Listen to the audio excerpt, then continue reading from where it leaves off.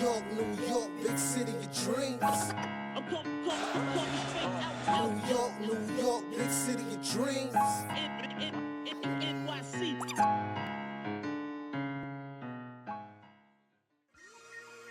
What's going on? This is Jay Ellis from the Nick of Time show.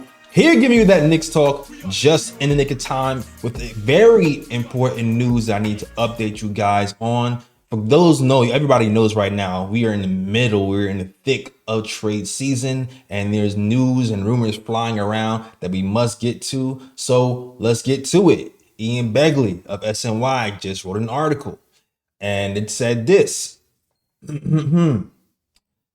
As noted on Honda Sports Night on Saturday, the price of Jordan Clarkson has been very high, according to teams monitoring the situation. Clarkson has been linked to the Knicks in various trade reports. Bruce Brown continues to be a player New York sees as a potential target. Also, we should have added in the Honda Sports Night report that Alec Burks is a name to watch. As Hoops Hype earlier reported, Burks is a trade target for New York as the club looks to bolster its bench. Burks was a key player on the Knicks 2020-2021 team that finished fourth in the Eastern Conference. The trade deadline is still roughly 3 weeks away, February 8th. Important news that we are going to break down. So let's break it down. First, shout out to my guy, my co-host Lee, who really wanted Jordan Clarkson. He sent a link to the group chat a few days ago that talked about the asking price of Jordan Clarkson, and we wasn't sure if the asking price was real or not, but the price included, I think, a couple of firsts plus a young player for Jordan Clarkson, which we all just said hell to the no. Too rich for our blood for a backup guard in that regard. So we definitely would not do that. And Lee likes Jordan Clarkson, but he himself said that would be too high. Now, when it comes to Bruce Brown, not my cup of tea, really. He's a Josh Hart clone in my eyes. You know, they pretty much do the same thing. They're the hustle guy. They're the heart guy. They're the guy that's going to give you their all. But when it comes to like high skill, not probably the best. But listen, Bruce Brown, the one thing that Bruce Brown does is he shows up in big moments. So even though the stats don't really look pretty as a guy who's a pure shooter, because like as I'm pulling up the cleaning the glass stats, he's shooting 33% from three, which isn't really good.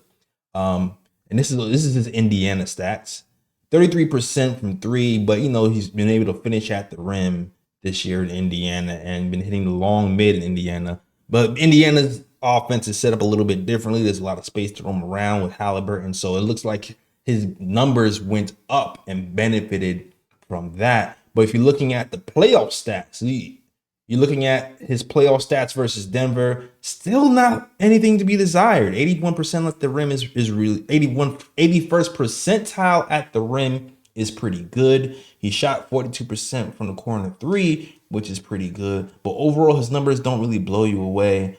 But I get the thing about Bruce Brown that teams like is he does play big in the big moments. He will play defense, and also that contract. All right, the Knicks want to kick Evan Fournier's $18.5 million contract out of here, and they don't want to keep that around. They don't want to keep that around. Ian Begley wrote an article that talked about keeping Evan Fournier past the deadline if they cannot find a trade partner. Now, it will be a great business move if we did not find a trade partner to keep Evan Fournier around towards next summer, just in case a big star comes available, he can be used as salary filler. But what Ian really pointed out is that even though it might make sense business-wise for the Knicks to keep that salary around, the Knicks' reputation would take a hit because they're treating the player as a thing, as a trade chip instead of an actual person, because Evan Fournier hasn't played for a long time. He wants to continue his NBA career. So in the end, even though it might be a good move for us financially to keep him around as a salary filler for a big star if one comes available, NBA players might look at us crazy if we're putting somebody's career on ice knowing he's not going to play. So Bruce Brown's contract is expiring. It goes into next season. He has a 23. I'm going to look at it real quick. Bruce Brown's contract. Bruce Brown's contract is $22 million this season, $23 million next season.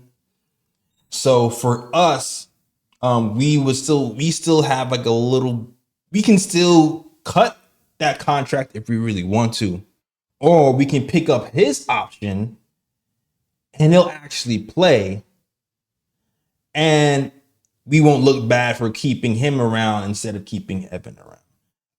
So to me, the big benefits aren't really exciting basketball reasons. The benefits are we won't look like a jerk for keeping Evan Fournier around for nothing.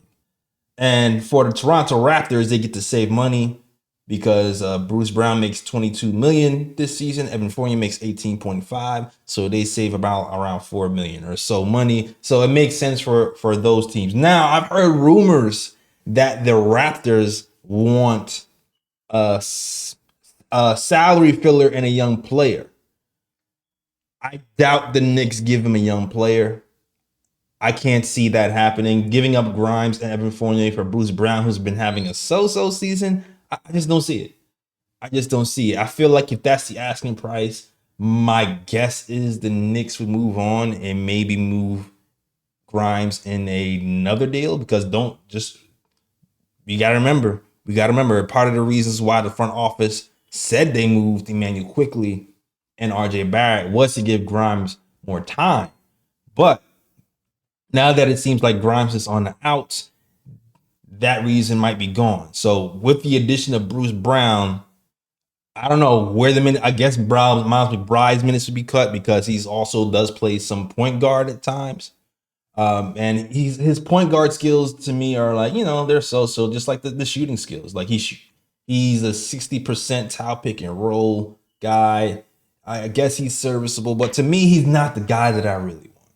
So I'm not really in love with this. So those guys who want DeJounte, those guys who want Jordan Clarkson, I don't know what's going to happen. But Ian Begley mentioned this twice, that the Knicks are looking at Bruce Brown. So I would not be surprised if Bruce Brown was a Knick next week, because it seems like the Knicks are extremely, extremely interested in Bruce Brown. And not only that, Bruce Brown is interested in the Knicks. Like right after the Knicks played the Raptors, he did some stuff that he was pretty much begging for a job. And in the Raptor uniform, he straight out told the news that he likes Tom Thibodeau and he's a Tom Thibodeau guy. All right, so I this is what Bruce Brown said after the Knicks played the Raptors. I am a dog, Brown told the Post on Saturday night prior to the Raptors' 126-100 loss to the Knicks at Madison Square Garden. I play extremely hard on both ends of the floor. I can do just about whatever Tom Thibodeau needs me to do. Brown, who scored 8 points in Saturday's loss, was recently traded from the Pacers to Raptors as part of the Pascal Siakam blockbuster. If that he just pretty much laid out his resume. He's pretty much trying to ship his way out of the Raptors into a New York Knicks uniform so he had a chance at another championship. Like it's a little bit shameful to do that in the press. I'm pretty sure Raptor fans have to be pissed about it. I'd be pissed about it. That's just weird. That's just weird energy to me. But I mean, I guess welcome to the Knicks. And yeah, interesting. Extremely interesting. But what is also interesting is the other part of this article. Alec Burks. Alec Burks is also a trade target for the New York Knicks. And I'm not gonna lie, I have PTSD. My co-hosts have PTSD from having Alec Burks here in a New York Knicks uniform earlier. And because Tom Thibodeau used him too much as a lead guard. It was way too much, especially because at the time we had Emmanuel Quickly here, and Emmanuel Quickly had that potential. He took away opportunities from Emmanuel Quickly. But even though I do have PTSD, the more I thought about it, the more I see why it makes sense that the Knicks bring him here. And I'm gonna break down why.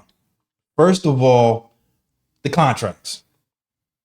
The Knicks have 2 trade exceptions, right? I think one is $5 million, one is $6 million. That equal about $11 million. And when you take a look at Alec Burks' contract, this year he is making $10 million. And then there is a club option the following season for $10.5 million. So to get him here wouldn't be much. Would not be much. All you would need is our trade exceptions. We don't have to trade a player. And we have a guy who could be a backup point guard for us. He might be okay as a backup point guard who's playing spot minutes. But on top of that, like all the things that we want to put next to Jalen Brunson, I'm not gonna lie, he kind of has. It's weird because I still have PTSD, but when I take my feelings and emotions out of it, what do you need next to Jalen Brunson? You need a guy who can. What do you need, Trey? You need a guy who can kind of play defense. He's not a defender. He's not that guy that's gonna. He's not gonna stop you one-on-one, but he doesn't hurt you, right? He's solid. He's a 3-point shooter. Shot 40. He's shooting 41% from 3 on the season. So he's shooting well. And not only that, for this month, 2024, he's going absolutely crazy. All right. Alec Burks is going nuts. I'm telling you, these old vets who are on these nobody teams, they know what they're doing. They know what they're doing. They know to turn up right before a trade deadline. So he's been going absolutely nuts, shooting like 50% from the field, 50% from 3, averaging 20 a game in January. I'm going off the top of my head, but he's been going absolutely nuts. But you need a guy who can play defense next to Jalen Brunson, hit threes, space the floor next to Jalen Brunson. He can do that. He can hit spot up threes. He can hit pull up threes, and also he can play make a little bit. 78th percentile in pick and roll. And he doesn't cost you much. You don't have to give up a young player. You're only giving up 2 trade exceptions. You still have your assets to make room for a big star next season if you want to. This, as much as crazy I am for saying this might be the move. This might be the move. So Knicks fans, keep an eye on Alec Burks. I can see some trade exceptions in a second. I can see that. Some trade exception in the 2nd round pick to get Alec Burks back in New York. So yeah, it's crazy. Jordan Clarkson is on the outs. For those who wanting DeJounte Murray and those guys, I'm not sure if this is going to happen. Ian Begley also reported that the Knicks have not been very high on Brogdon. Not to say they haven't been high, but they have not been talking to Portland about bringing Brogdon in at all. So also keep in mind that might not be happening. The true target, the real targets seem to be Bruce Brown and Alec Burks. So guys, let me know what you think. Would you be okay with this? The more I think about it, the more I guess I'll be okay. I'm not sure is Alec Burks going to be that piece that gets us over the hump.